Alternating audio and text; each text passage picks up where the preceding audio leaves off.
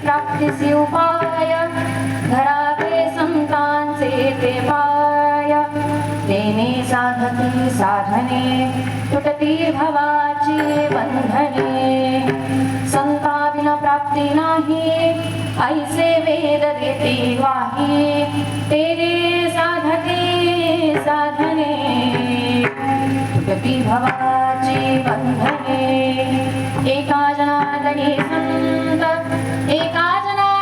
संत पूर्ण करते मनोरथ तेरे साधते साधने तुटती भवाची बंधने पांडुरंगा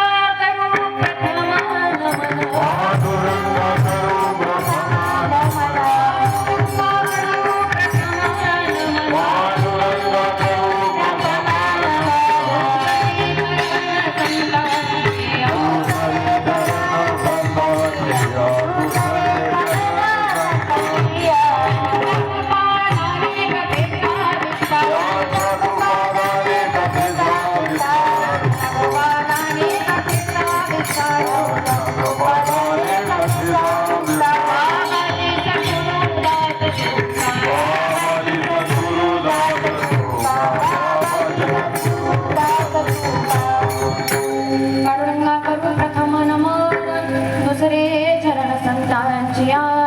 त्यांच्या कृपानाने कथेचा विस्तार बाबाजी सद्गुरुदास तुका महायोग पीठे तटे भीमरथ्यम धर्मपुंडरीकाय दातुं मुनीन्द्रे समागत्य तिष्ठं समानन्दतन्दं परब्रह्मलिङ्गं भजे पाण्डुरङ्गं लोकाभिरामं रणरङ्गधीरं राजीवनेत्रं रघुवंशनाथं कारुण्यरूपं करुणाकरन्दं श्रीरामचन्द्रं शरणं प्रपद्ये मनोजवं मारुततुल्यवेगं जितेन्द्रियं बुद्धिमतां वरिष्ठं वातात्मजं वानरयुतमुख्यं श्रीरामदूतं शरणं प्रपद्ये ज्ञानेशं ज्ञानमूर्तिं च साक्षात् प्रेमस्वरूपिणीं नामदेवं च दयामूर्ति नाथं वन्दे पुनः पुनः वैरागस्य परामूर्ते देहुक्षेत्रनिवासिना तुकाराम महाराष्ट्र भक्तराष्ट्रचतुष्टकम् नमो ज्ञानेश्वरा नमो ज्ञानेश्वरा नमो ज्ञानेश्वरा नमो ज्ञानेश्वरा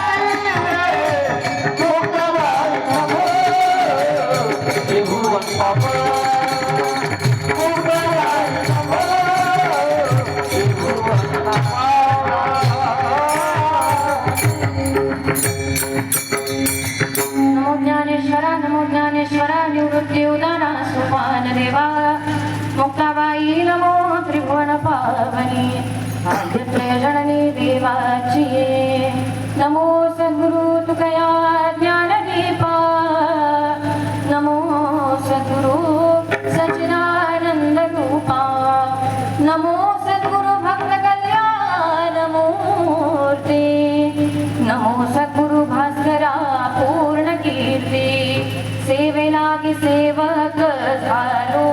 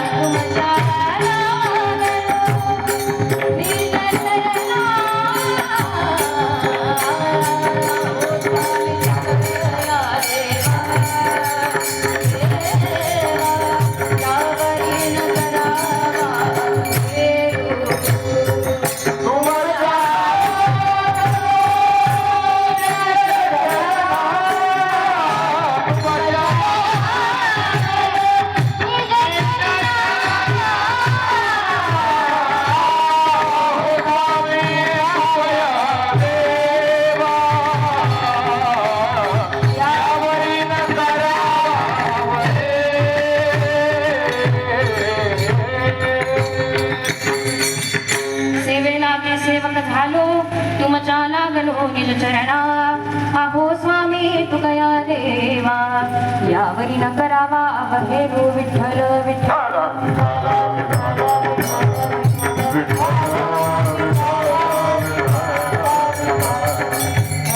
हरी प्राप्तीचे उपाय धरावे संतांचे ते पाय तेने साधती साधने तुटती भवाची बंधने. प्रस्तुत प्राप्त प्रसंगी प्राप्त वेळी प्राप्त स्थळी कीर्तनारूपी सेवेकरता निवडलेला अभंग शांतीब्रह्म एकनाथ महाराजांचा 4 चरणांचा भगवंताची प्राप्ती करण्यासाठी सांगणारा उपाय किंवा देव प्राप्त करून घेण्यासाठी काय केलं पाहिजे हा संदेश देणारा हा उपदेश देणारा अभंग आज सेवेकरता निवडलेला आहे. विठ्ठल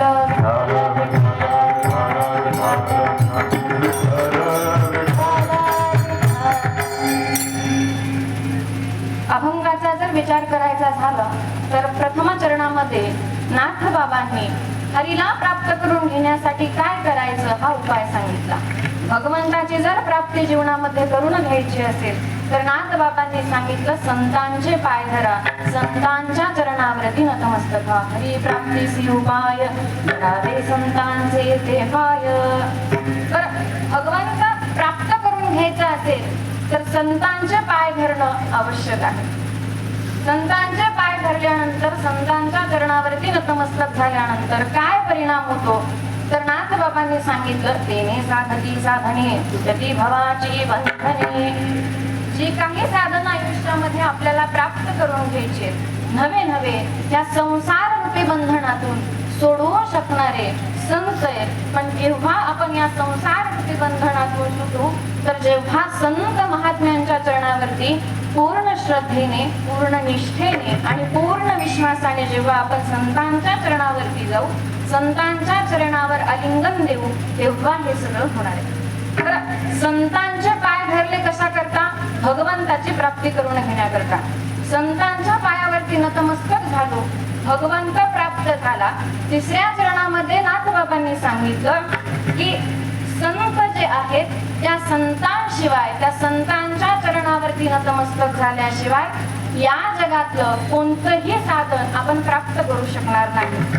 संतांविना प्राप्ती नाही ऐसे वेद देती ग्वाही. 4 वेदामध्ये 18 पुराणामध्ये आणि सगळ्या शास्त्रामध्ये एकच सांगितलं भगवंताची जर प्राप्ती करून घ्यायची असेल भगवंत जर जीवनामध्ये प्राप्त करायचा असेल तर केवळ आणि केवळ संतांच्या चरणावरती नतमस्तक झालं पाहिजे. तर संतांच्या चरणावरती नतमस्तक झालो त्याचा पहिला परिणाम काय झाला भगवंताची बोलत नाही जेवायचंय ना अरे बापरे जेवायचंय ना आवाज नाही येत.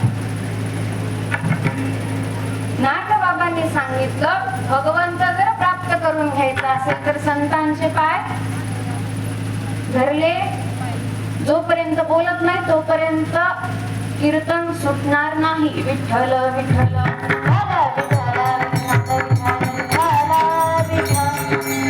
नाथ बाबांनी सांगितलं भगवंत प्राप्त करून घ्यायचा असेल तर काय करायचं कुणाचे संतांचे पाय धरायचे. तर संतांचे पाय धरल्यानंतर भगवंताची प्राप्ती होते हे नाथबाबांनी पहिल्या चरणामध्ये सांगितलं. दुसरा परिणाम काय झाला तर संसार रूपी बंधनातून आपण तरुण गेलो बरोबर ना.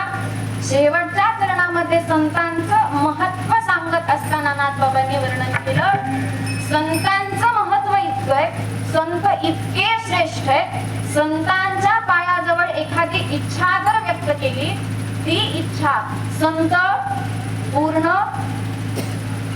पूर्ण करतात. तुम्ही बोलतच नाही बोलणार का आवाज नाही आला.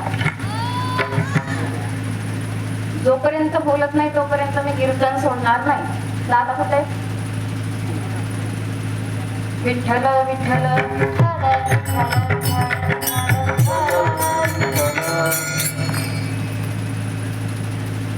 देव जर प्राप्त करून घ्यायचा असेल आयुष्यातली चिंता जर नष्ट करायची करायची असेल, या संसाररूपी बंधनातून तरुण जर जायचं असेल आणि सगळ्या इच्छा प्राप्त करून घ्यायच्या असतील तर नाथबाबांनी एकच सांगितलं, संतांचे पाय धरा, संतांच्या चरणावरती विश्वास ठेवा, मग तो भगवान परमात्मा तुम्हाला आपोआप प्राप्त होईल.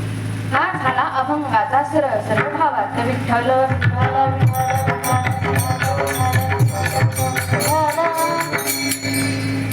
सेवेला प्रारंभ करण्यापूर्वी वक्त्याला थोडा परिहार देणं गरजेचं आहे. ज्या निमित्तानं आजची ही सेवा आहे किंवा ज्या निमित्तानं एका ज्ञान मंडपाखाली आपण आहोत, ज्यांच्या अधिष्ठानासमोर आपण आहोत, ते म्हणजे सद्गुरु श्री बाळूमामांचा हा दर महा अमावस्या निमित्त चालू असणारा एक दिवसीय कीर्तन महोत्सव. या एक दिवसीय कीर्तन महोत्सवाची सेवा दादांच्या मार्फत माझ्या वाट्याला आली. तसं बघायला गेलं तर जेव्हापासून हा उत्सव सुरू केलाय आणि जेव्हापासून मी कीर्तन शिकते तेव्हापासून इथं येण्याचा योग मला कधी आला नाही. फक्त आम्ही म्हणायचो इथे एकदा कीर्तनाला जायचं, इथे एकदा कीर्तनाला जायचं. आज कळलं, जोपर्यंत आयुष्यामध्ये योग येत नाही तोपर्यंत मामा पण इथं बोलवत नाही. बरोबर आहे की नाही? जन्मोजन्मी आम्ही बहुपुण्य केले तेव्हा या विठ्ठले कृपा केली. चालू असलेला हा दर महा अमावस्या निमित्ताचा हा एक दिवसीय कीर्तन महोत्सव आणि त्या कीर्तन महोत्सवातली आजची ही सेवा तुम्हा सर्व भक्तांच्या मार्फत माझ्या वाट्याला आली, दादांच्या मार्फत माझ्या वाट्याला आली. त्याबद्दल मी तुम्हा सर्वांची ऋणी राहते, दादांची ऋणी राहते. श्रीगुरूंच्या पायावरती नतमस्तक होते, बाळूमामांच्या पायावरती नतमस्तक होते आणि सेवेला प्रारंभ करते. मस्तक हे पायावरी या वारकरी संतांच्या या न्यायानं तुमच्या श्रोतृ वर्गाच्या हृदयस्थ परमात्म्याला स्पर्श करते आणि सेवेला प्रारंभ करते. विठ्ठल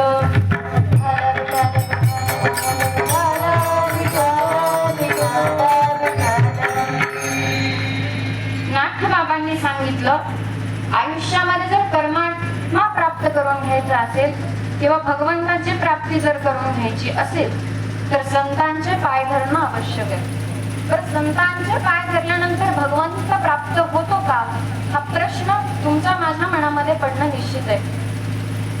संतांच्या पायावरती जर दृढ विश्वास ठेवला, त्या संतांच्या पायावरती पूर्ण भाव ठेवला तर संतांच्या रूपात असलेला देव हा तुम्हा आम्हाला भेटतो. पण कधी भेटतो? जेव्हा त्या संतांच्या पायावरती आपण निश्चिम विश्वास ठेवू तेव्हा संतांच्या रूपामध्ये असलेला देव तुम्हा आम्हाला प्राप्त होतो. सगळ्या संतांनी सांगितलं, संतांच्या रूपामध्ये असलेला देव जर तुम्हा आम्हाला कळला तर असणारा तो भगवान परमात्मा निश्चित तुम्हा आम्हाला प्राप्त होईल. बघा, संत फक्त निमित्त आहे, त्या संतांच्या रूपामध्ये साक्षात देव आहे. देव ते संत, देव ते संत, निमित्त त्या प्रतिमा. देव कोण आहे? सगळे ऐकताय ना? माग आवाज येतोय का? माग माग हात वर करा बरं. मागचे जागेत ना? जागे ना? काय मला चष्मा आहे, मी तो आज घातला नाही म्हणून मला फक्त पुढचं दिसतंय, मागचं ब्लँकच आहे सगळं. झोपू नका, जागे राहा, जागे राहून कीर्तन ऐका आणि माझ्या बरोबर कृपा करून संवाद साधा. जर तुम्ही मी संवाद नाही साधला तर कीर्तनाला रंग येणार मुंडी तर हलवा की नाही, बोलत नाही. विठ्ठल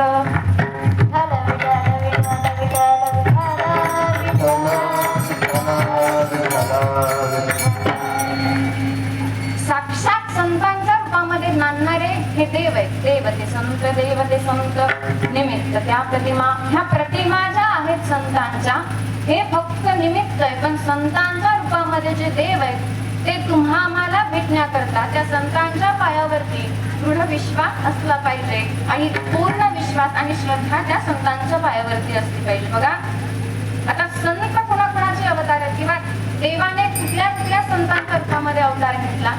पहिला अवतार देवाचा झाला निवृत्तीनारायणाच्या रूपामध्ये.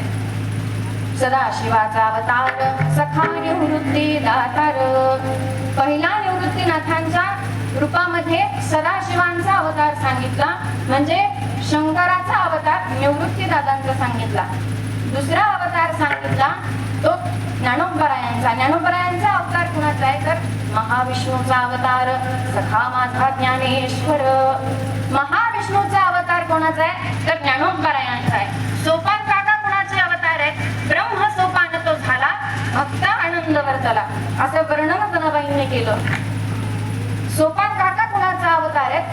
महादेवांचा अवतार सोपान काका आहे. साक्षात आदिमाया आदिशक्ती कोणाचा अवतार आहे? तर मुक्ताबाईंच्या रूपामध्ये साक्षात आदिमायेने अवतार घेतलाय.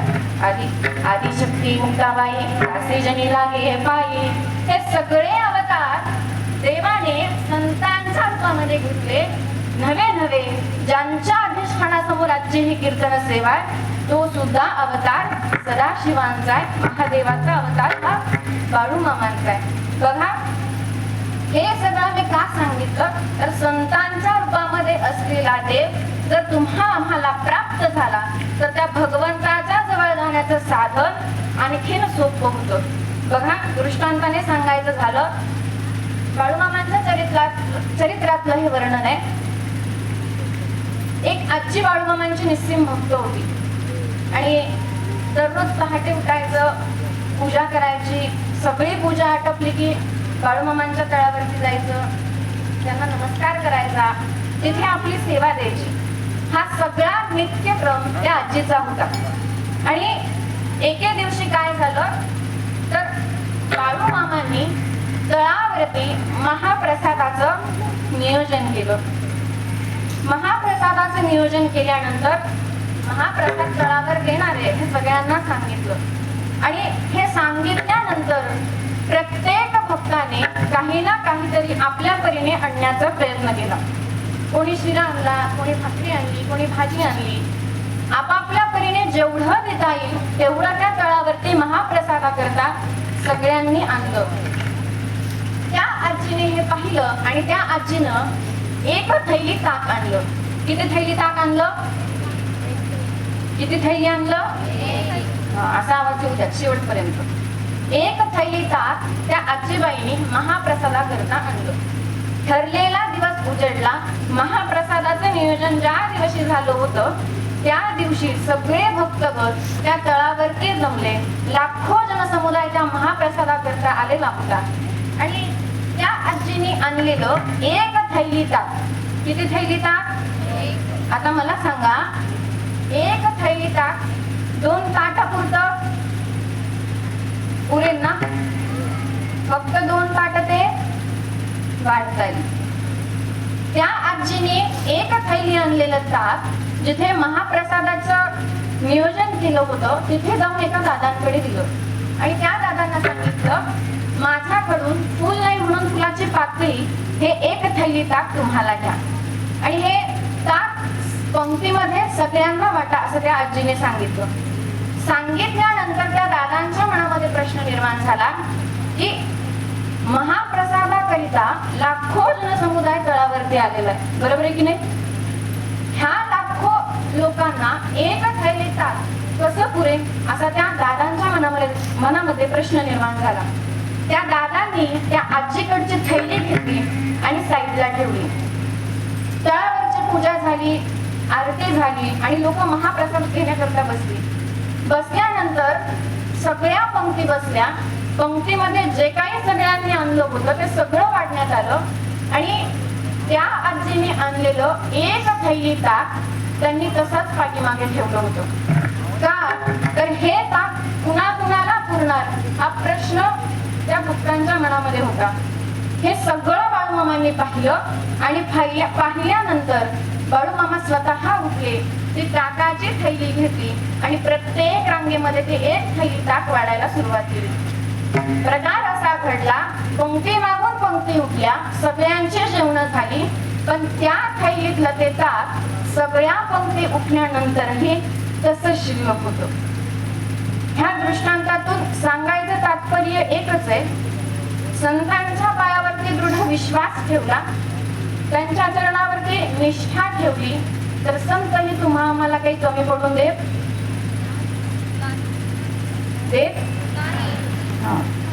मग संतांच्या पायावरती जितका दृढ भाव ठेवाल, जितका विश्वास ठेवाल, तितकं जीवनामध्ये जे जे काही पाहिजे ते संत तुम्हाला सगळं देतील.